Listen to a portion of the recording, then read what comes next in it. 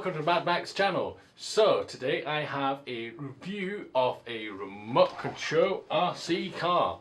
Not just any RC car, a big one. So we have got the Virhuck 1/10 size RC car. And the great thing about it is it's fast. Have I mentioned it's big? Yes, it's fast. Now, you might be noticing it up here and going, is that age 14 plus? You're right, it's designed for age 14 plus, and the reason is it's fast. So, this here is the Brushless Motor Edition. It comes with a brushed motor edition, but quite frankly, you'd be wasting your time with it. It comes with all batteries necessary, bar the 4 AA batteries for the controller. By the way, have I mentioned it's fast? It uses a 2.4 GHz pistol grip radio controller, 4-wheel drive, and it's ready to run. Well, it's not really ready to run because you need 4 AA batteries. So, inside the book, from Virhuck. Now, this thing does have other names on different places, but you know, you just type in 1 to 10, 4x4, and chances are you'll come up with something like that. Or type in Thunder 1/10, but there's different manufacturers who produce it. So, like I say, this is the Brushless edition. Now, what you get inside the big box is a big manual. Big manual comes with all the controls you need. No, it's not. It comes with everything you need to know about how to dismantle it, how to fix it, what parts you need if you bust it.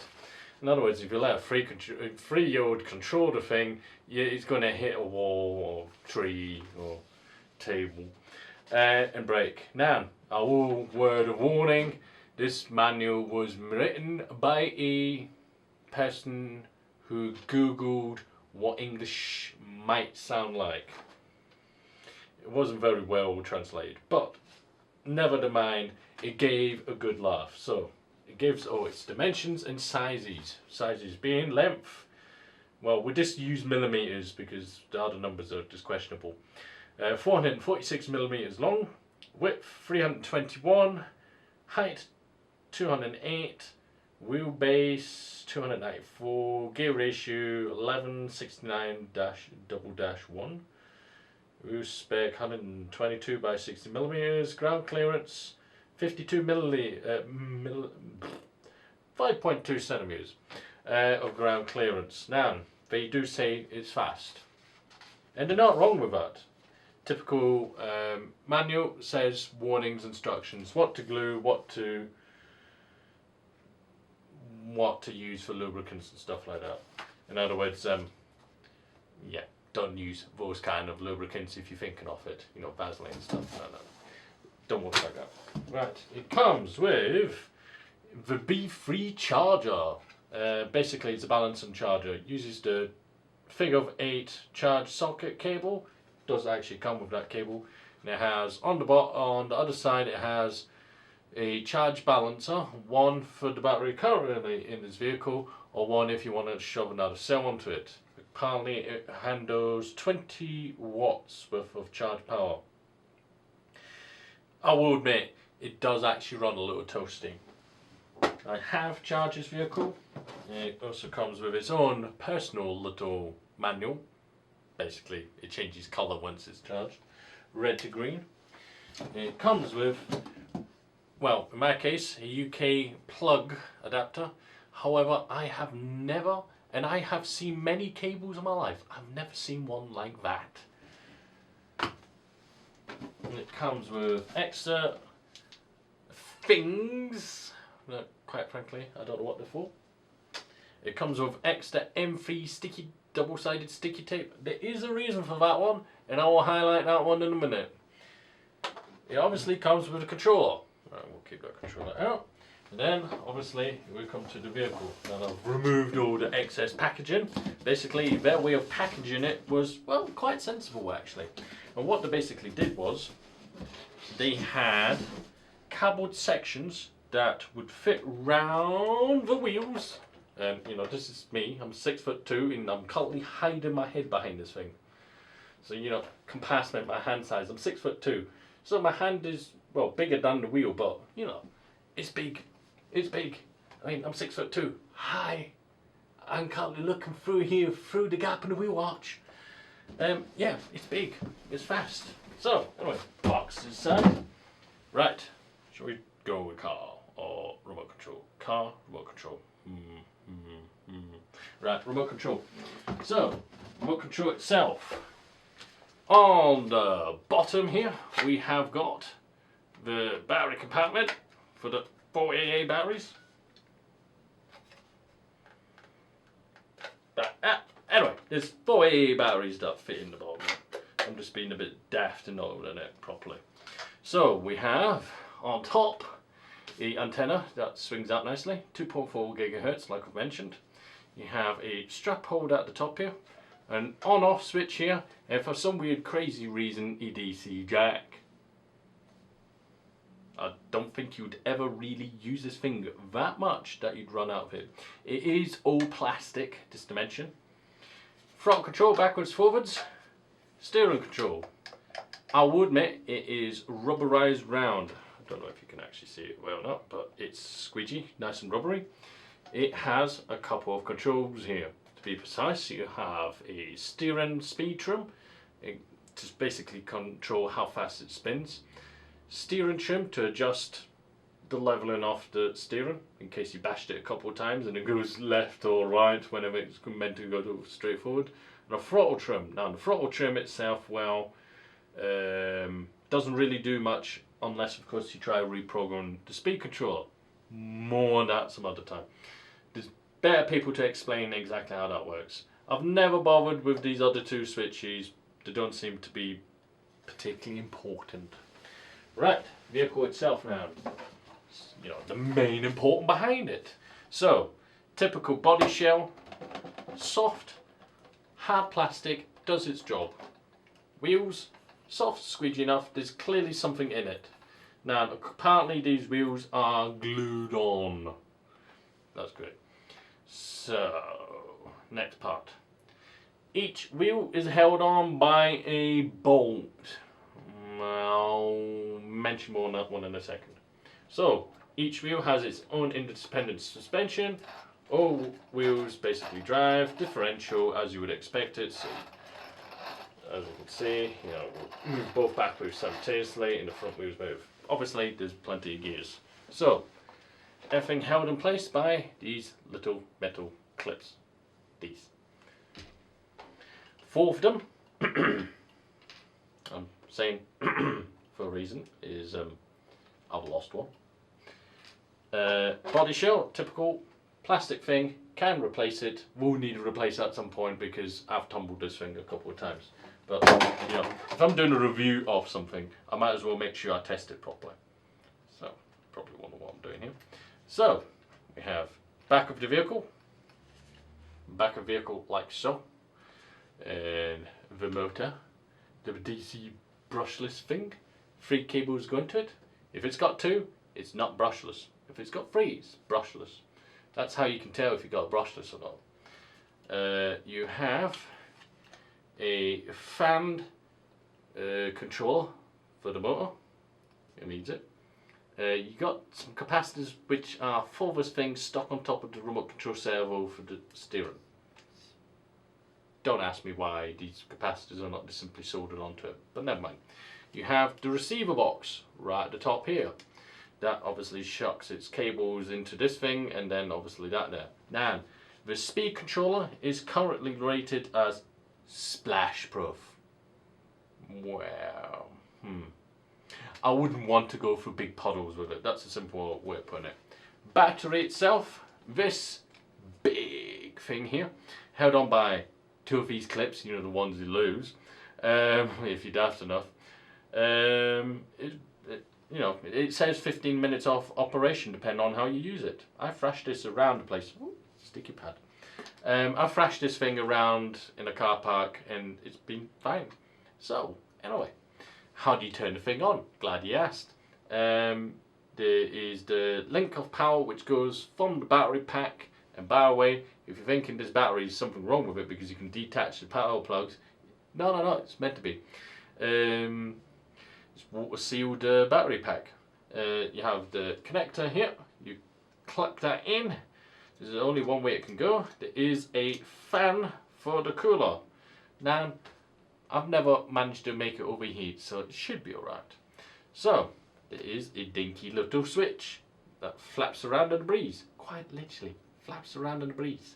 Just to people. Anyway,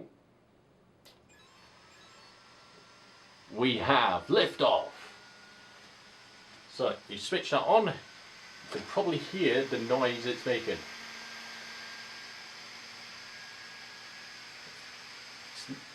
It's not the quietest noise, at least you know it's running. So, back of your control, flick that on. Wait a second, the wheels have turned, it's paired up for speed. And I'll tell you what, the balancing, not the best, but it will do. So obviously you can see there is a red indicator for the speed controller.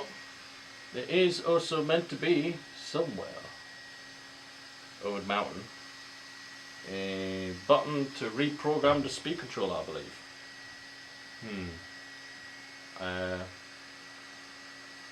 I certainly haven't spotted that. All the main tricks are hidden. Now, if you were wondering how come I'm able just to lift it out like that, it's because it's double-sided sticky taped. That's why they give you double-sided sticky tape.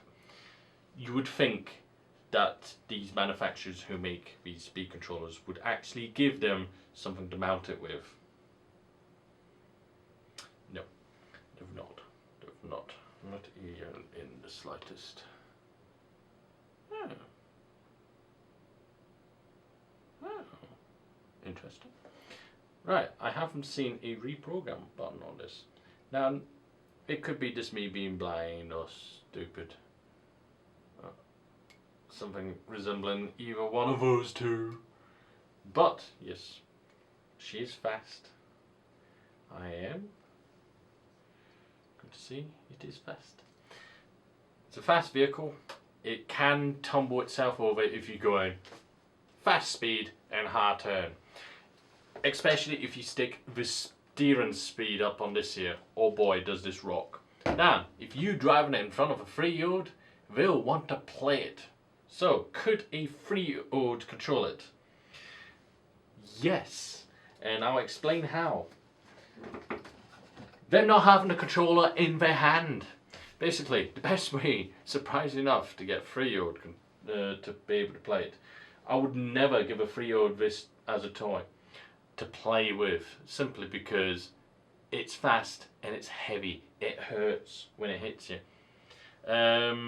Best way to control it, surprisingly enough, if you want the 3-year-old to have some fun and find it funny, is you hold the controller, the throttle, and you get the kid to do the steering. Best top tip advice on that one for this vehicle. I have let a kid use it in a big car park. It works fine, but just for the love of God, don't give them the controller entirely. It will either end up in a wall exploding on fire and explosions, or it will hit someone and then you get sued. So yes, you could let a 3-year-old control it partially. A 14-year-old in a green field be fine. When it comes down to its field performances, it's awesome. There is, however, 2 things I would complain about with the manufacturer quality. One being the one that the manufacturer of this vehicle can't do much about, and that's that speed controller flying off loose. The other one, as previously mentioned, there is 1 bolt for each wheel. 5 to 10 minutes of driving, these bolts will fling off and the wheel will go with it. My personal opinion would be is before you actually take this size 10 vehicle out and lose its wheels, and behind the wheel, by the way, is a little metal pin and a plastic thing that mounts into it so this wheel fits actually on. there's nothing worse than losing an actual little dinky little pin, as well as the bolt and all that behind it. So what I would suggest is, because this vehicle is cheap, chances are you're never really going to wear out the tyres to the condition where you need to swap them out. But even if you do, just do what I would do with it, is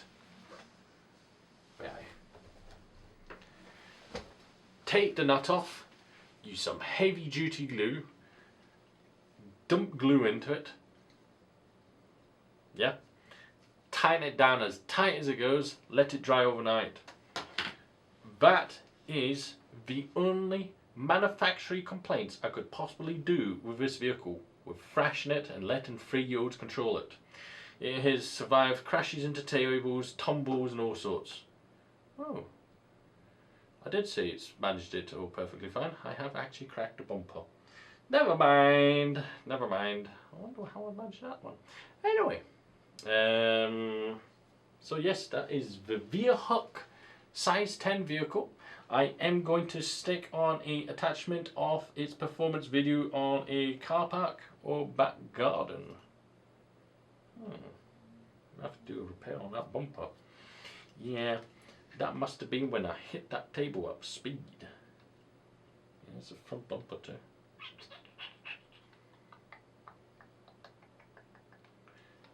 Happened just where the screw shaft is.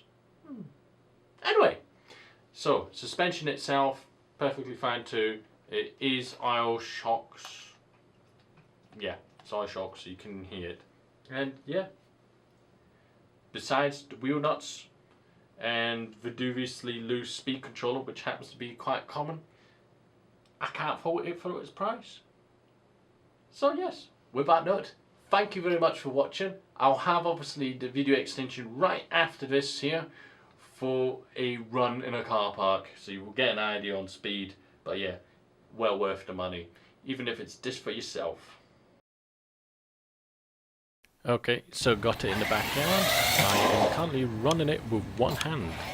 I am right-handed, but I'm controlling it with my left. Now, it is possible to drive it just purely with left hand, but I wouldn't recommend it. Accuracy, not the best. Not if you happen to be right-handed and trying to do it left-handed. Throttle control and steering, plus, as you'll notice in a minute, I've got a bunged up thumb with the plastic on it.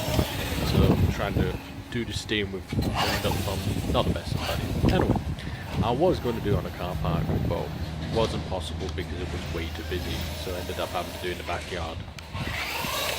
And yes, this thing can take a beating, crashing it into a table and all sorts of that, and stuff like that, but you kind of get a small general idea. This is not fully tapped out. It just can't reach it in the backyard. It does take a bit of a run up on speed before it reaches full speed, but it'll be fine like this. So yes, while you watch the rest of this crashing about here and everywhere, I would like to say thank you very much for watching. Do like and subscribe, and I'll catch you guys next time with another bash. Cheerio.